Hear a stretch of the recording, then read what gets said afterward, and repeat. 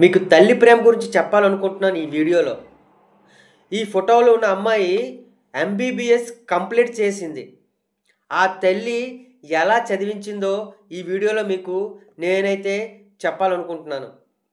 ఆ తల్లి రాయిలు కొడితే చిప్స్ అవుతాయి. ఆ చిప్స్ స్లాబ్‌లకి వాడతారు.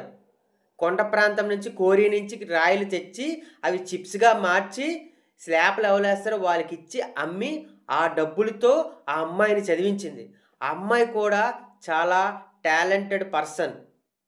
అమ్మ ఇచ్చిన డబ్బులు కొంతైతే ఆమె టాలెంట్ జతయ్యి ఆమె ఎక్కడికెళ్ళినా ఫస్ట్ ర్యాంక్ ఆమెదే ఫస్ట్.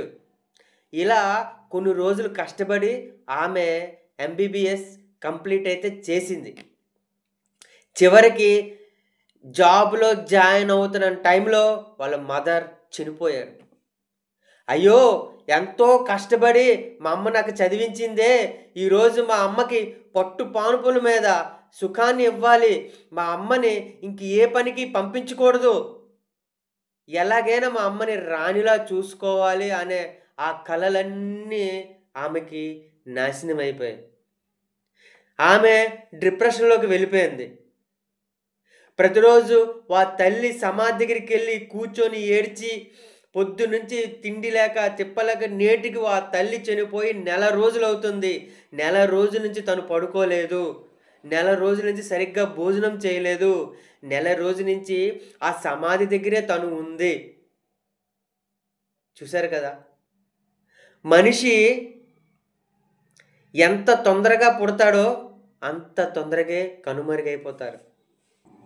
తల్లిదండ్రులు ప్రేమించిన ప్రతి ఒక్క కొడుకు, కూతురు కూడా అలానే ఆలోచిస్తారు. తండ్రి ఎలా ఆలోచిస్తాడు? నా పిల్లలు బావుండాలని ఆలోచిస్తారు.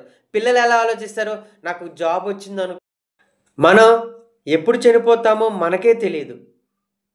ఉన్న ఈ కొంతకాలమైనా నలుగురితో నవ్వుతూ ఉందాం. నలుగురిని కలుపుకొని ఉందాం. అందరితో మంచిగా ఉందాం. మన అమ్మ, నాన్నని, మన రక్త సంబంధాన్ని మంచిగా చూసుకుందాం. కోపాలతోనో, ద్వేషాలతోనో రక్త సంబంధాన్ని విడిపోవాలని మైండ్‌లోకి తెచ్చుకోకండి. అందరితో హ్యాపీగా ఉందాం. ఒకటే ప్రాణం. మళ్ళీ జన్మ ఉంటదో లేదో ఎవరికీ తెలీదు. ఉన్న జన్మని వినియోగించుకుందాం. ఉన్న కొన్ని రోజులు కూడా అమ్మా, నాన్నని చూసుకుందాం. అక్క చెల్లిని చూసుకుందాం. అన్నదమ్ముల్ని చూసుకుందాం. అందరిని చూసుకుందాం. బాయ్.